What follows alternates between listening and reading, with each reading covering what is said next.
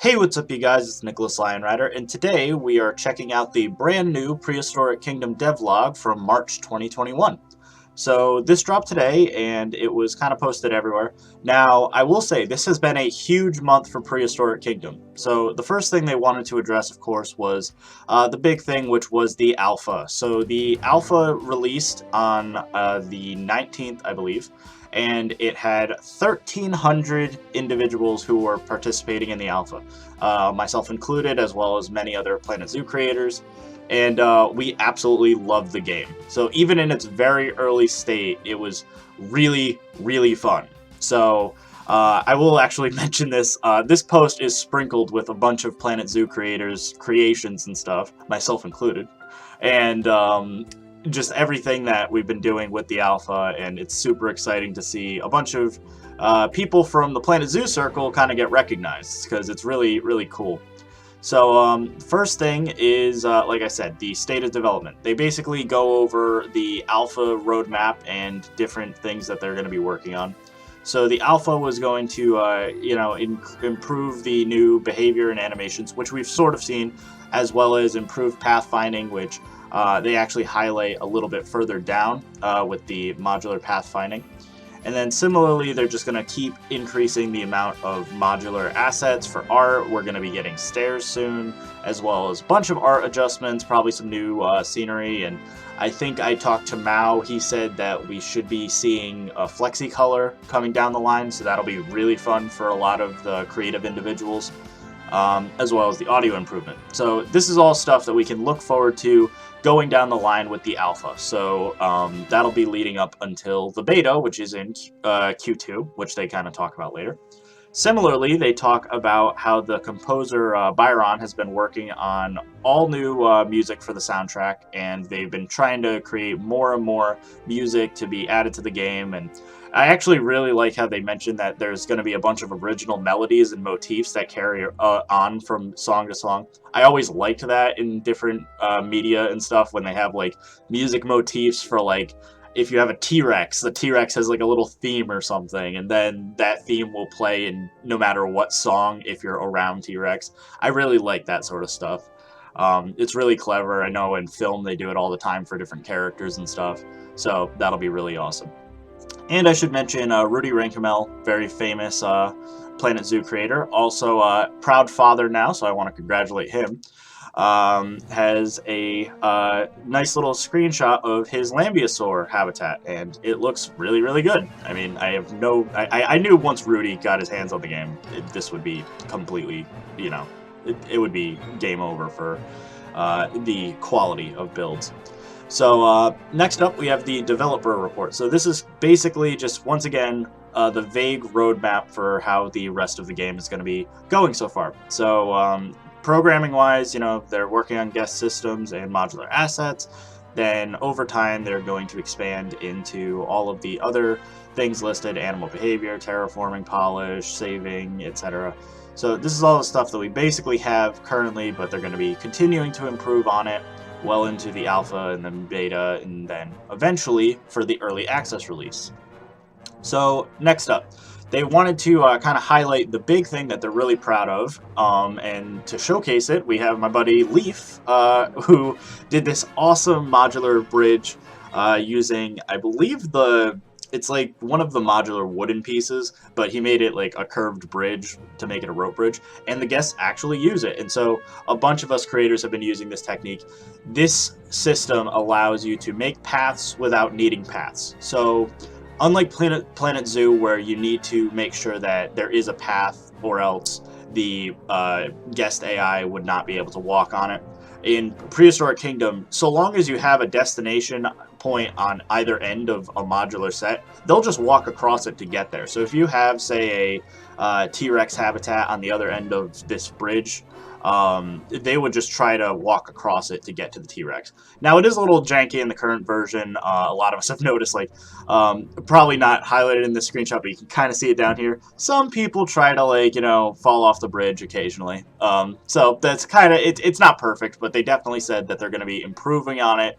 And even in its current state, it looks really, really good. It works very well for what it is. So once it's ironed out a little bit further, we should be totally good. I think this is going to be a great improvement on a lot of simulation building systems for guest AI, and I can't wait to see what they do with it. So next up, they've kind of talked about how they are going to be taking the feedback from the alpha players and basically trying to improve the current UI to best accommodate what people want to see. So in this first screenshot, they kind of show off how they're going to be trying to draft up a better version of the current nursery AI. So the nursery AI in its current state is actually very, very similar to this. And so the things that they're going to be trying to improve upon are stuff like you have this nature tab, which gives you the details of what it needs to be happy, its social needs, etc. And what I really like, and this is something that is already technically in the game but currently locked, is they're going to have a slider so that you can change the age of your dinosaur. So you don't have to worry about, I wanted a baby, not an adult, so you just slide it down to a 1-year-old baby or something. And so I really like the nursery AI. At first it was a bit confusing needing to place down the giant nursery section, but once you get used to it, it's actually a very clean UI. The only thing I will say is still to this day, I kind of wish that they had the create animal button a bit clearer, because for new players, they're not going to immediately know to look at the bottom right-hand corner with this little button that says create. I feel like you have a lot of empty space here. Maybe have like a big confirm button or something, or maybe move this slightly over to the incubation slot. Just because I feel like immediately your eyes aren't immediately drawn to the create animal. It's just you're presented with a lot of information and it all kind of blends in. So if they could just improve this create animal to be a little bit more in your face, that'd be really nice in the future. So similarly, they also kind of address a bunch of different other updates for the modular building. So as an example, this is going to be a new improvement on the modular building UI. They're going to split it into 2 separate categories. So the first category is very similar to what we've seen currently, which is a bunch of grids, very similar to Planet Zoo, and it's going to have all of the actual options like angle snap, width, height, rotation, scaling, etc. And then you're going to click on this little brush tab, which will now take you to the customization options, which are going to be in a new tab. And this is going to have your wall materials, your roof materials, your rock materials, your object color once they get FlexiColor online, etc. So that's all going to be really, really good, and just basically improving on the current UI, which currently the setup has it so that a dialog box pops up. I actually really like how they're going to work it into the current UI so it doesn't interfere with gameplay. So next up, they're going to be talking about how we're going to be starting to get building state icons. So you're going to start having these little icons appear on top of the buildings in game to kind of indicate if they're working, if they're not working, if they're being built, etc. And these are basically more for the management side of things, I'd assume. So we can look forward to these once the game hits beta in Q2. Which they talk about, I believe, next, after the animal showcase, but that's really not that important. So they talk about it here. So the beta and early access, we'll go back to the community highlights and stuff. But the beta and early access, which is the things that I'm sure a lot of people want to hear about, seems to have not changed. So the current setup is still planned for the Q2, Q3 timeline of beta and early access respectively. And so what are people going to be expecting when they get their hands on the game during beta? So the first thing you're going to be getting is a bunch of welfare and further management improvements. So the alpha has very, very, very, I don't even want to call it an economy. They say it's a bare bones economy. It's not even an economy. It's a number that ticks up indefinitely, and there's nothing that really you can lose money from. The animals don't do anything, the buildings don't do anything, the guests don't do anything. It's very much just a building simulator in its current alpha state, but they will be improving on it and making it basically a game by the beta version, and so that's going to be really cool. Similarly, we're going to be getting improved animal behavior, which, like I said, is going to be a big thing. Same with enhanced visitors. So, like I was saying, alpha, very, very bare bones AI. These animals walk around, they'll roar occasionally, sleep occasionally, but they don't do anything. They don't do anything else. Similarly, the guests don't even stop and look at your dinosaurs. So I would expect maybe by the beta, they'll have that working where guests actually act like guests and go into shops and look at dinosaurs, etc. And, you know, make it seem like it's an actual functional, like, park and stuff instead of just a building simulator like I mentioned.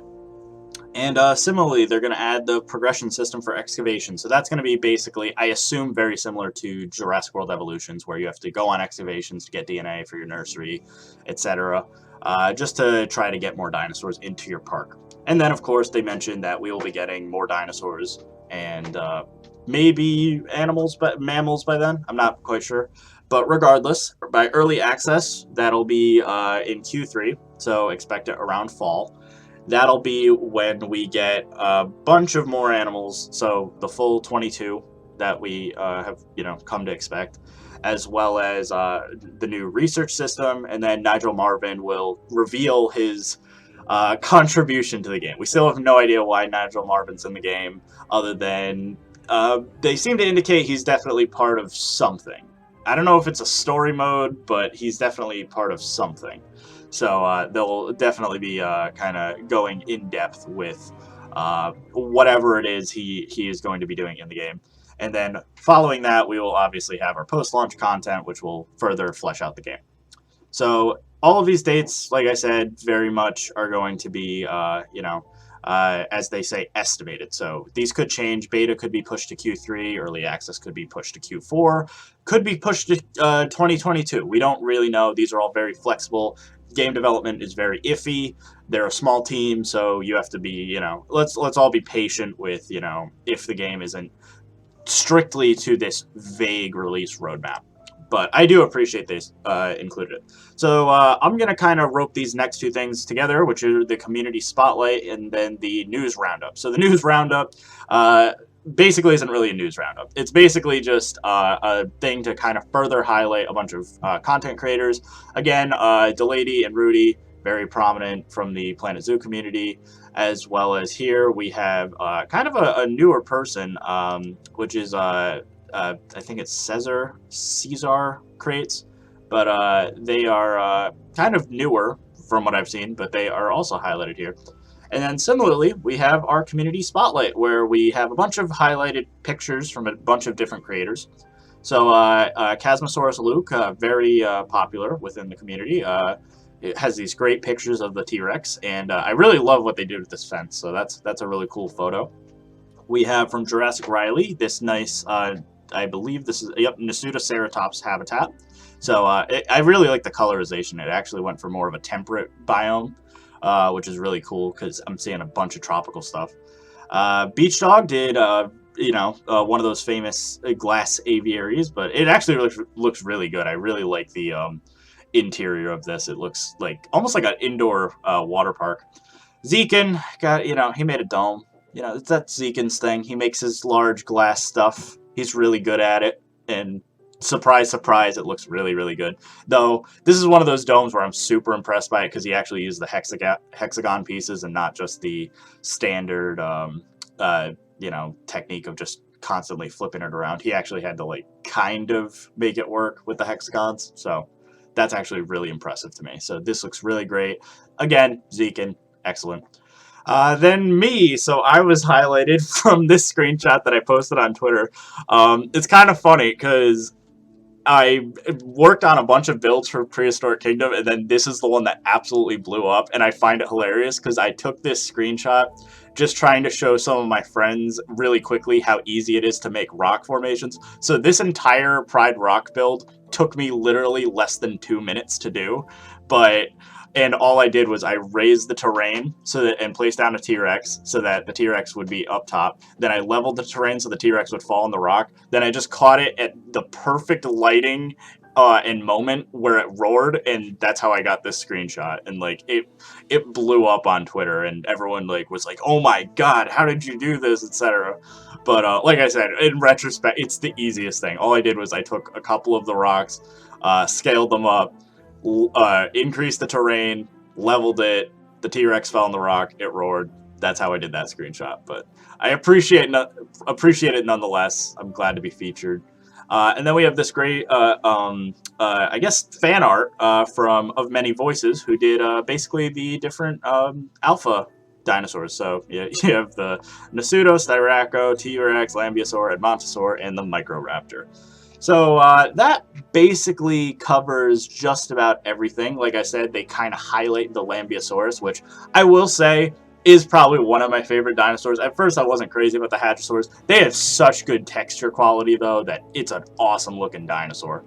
I really love the like kind of rainbow aesthetic of one of the males you see here. It looks really, really nice. I love the Lambeosaur textures they did. But past that, that is all we have for today. So like I said, March was a huge month. Great devlog. And again, I will probably be covering the next one in April. So thank you guys for watching. And for all your Prehistoric Kingdom news and content, you can drop by my channel. So thank you, and I'll see you later.